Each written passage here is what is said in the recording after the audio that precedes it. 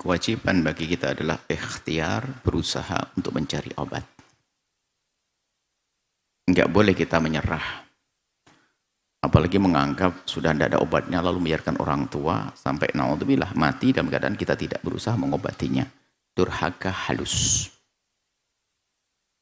Bahkan kalau seandainya kata medis, wah nggak ada obatnya dan sebagainya. Yang ngasih sembuh Allah kok. Jangan menyerah, oh kata medis Indonesia nggak diobati, ibu saya dibiarin sampai meninggal, naudzubillah.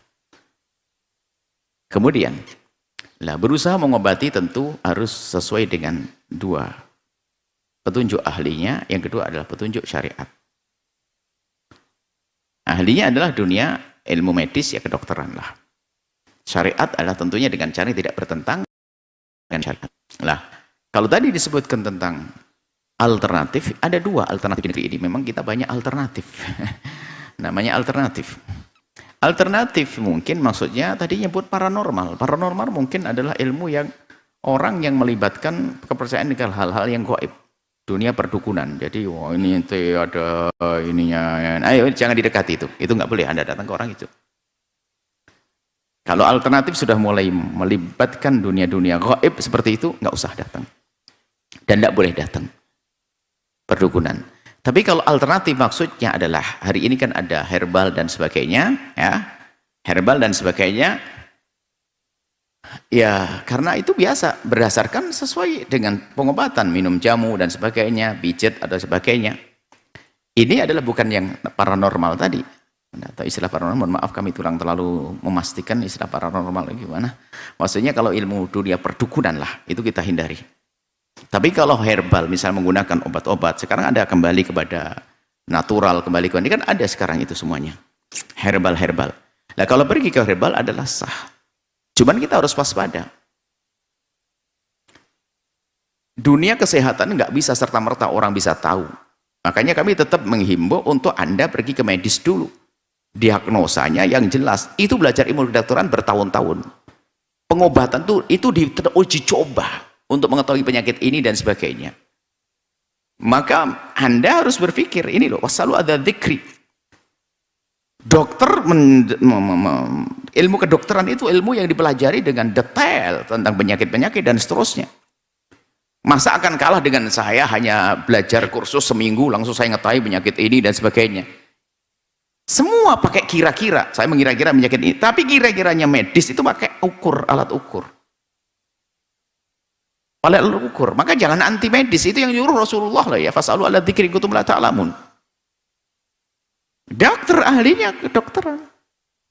Oh nanti dokter bohong lah. Kalau salah dokter bohong bukan dokternya kedokteran yang salah, kebohongannya yang salah, orang bohongnya.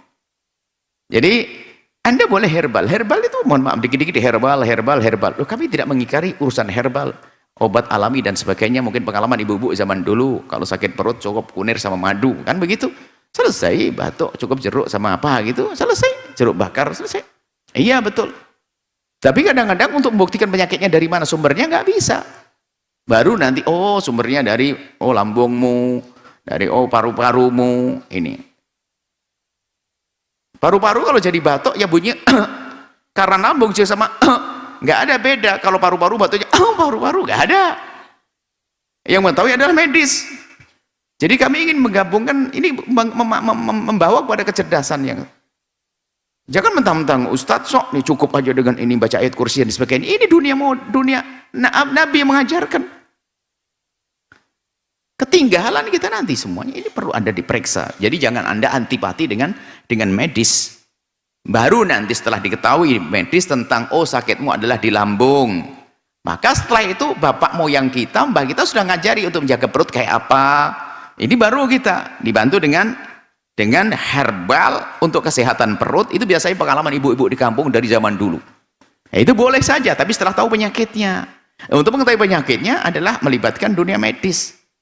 Jangan antipati dengan medis. Nabi yang menyuruh. Tibbun Nabawi itu adalah patuh dengan Rasulullah. Nah ini Tibbun Nabawi yang dikit-dikit herbal. Rupanya apa? Ada herbal ini. Pembohong lagi. Kalau tadi ada dokter bohong, ada punya herbal bohong. Biar cepat sakit perut dikasih apa itu anti nyeri itu. Dimasukin diam-diam jamunya, anti nyeri langsung hilang sakit, pusing. Padahal judulnya adalah obat tradisional. Tapi yang isi bohong. Bisa jadi itu semuanya, dan ini kejadian juga. Jadi ada obat apa yang kalau pusing dikasih itu, kalau nyeri dimasukkan pelan-pelan, nggak ada, diminum jamu, wah cepet dokter ya. Nah, jadi permasalahannya adalah keinsyafan. Jadi jangan juga antipati dengan dunia herbal, tapi herbal yang terukur. Kan ada dosis, ada ukuran, tidak boleh berlebihan. Sementara dunia medis itu ada aturan, ada dosisnya dan sebagainya. Jadi kita perlu kembali kepada alam, kepada apa yang Allah berikan itu, tapi untuk mengetahui itu semuanya harus ada gabungan. Sehingga ini penyakit ada jantung. Misalnya kalau jantung ini adalah permasalahan di makanan, harus jaga. Ikuti dong, jaganya itu urusan herbal. Bisa saja urusan kembali kepada natural. Tapi kalau dari awal anti medis dan sebagainya, ujung-ujungnya 7 hari sebelum meninggal masuk rumah sakit juga, kan begitu. Sombong tuh nggak boleh. Dokter sombong dengan dunia perhebalan, apalagi sama tibbun nabawi yang diistilahkan urusan madu dan sebagainya, merendahkan juga nggak boleh. Atau sebaliknya, antipati dengan kedokteran ya nggak boleh dong. Kedokteran itu adalah ilmu yang serius juga. Jujur aja deh kita. Nah, ini ada pun yang bertanya tadi adalah, ya kalau ibundanya hanya mungkin memahami alternatif, kan betul ada dua, alternatif yang haram, kalau alternatif yang haram boleh, harus wajib ditinggalkan. Tapi kalau alternatifnya yang mohon maaf ya, herbal untuk jamu ini sebagainya, dicek aja nanti dua-duanya lah. Ke medis jangan-jangan makanan yang diberikan justru tidak boleh menurut kedokteran, kan bahaya pada akhirnya nanti. Jadi seperti itu. Anda dengan suami Anda sudah punya niat baik, usulkan sebaik-baik mungkin. Kalau ternyata mereka tidak mau dan membuat ribut, Anda ngalah saja. Yang penting Anda punya cita-cita besar untuk menyelamatkan ibunda Anda. Jangan sampai menjadi berantem di situ, kecuali permasalahannya haram yang mutlak, dibawa ke tempat dukun, mohon maaf, yang diajak melakukan suatu ritual-ritual yang bertentangan dengan syariat. Anda wajib menentang, nggak boleh, saya nggak mau, saya ini harus tampakkan Anda tidak mau karena ini haram, ini dosa. Akan tapi kalau masih urusan alternatif yang sekiranya nggak membahayakan, urusan obat-obat jamu-jamu nggak membahayakan, maka Anda tidak perlulah banyak debat sampai mengatakan harus dokter, harus ini. Jangan pakai kalimat harus.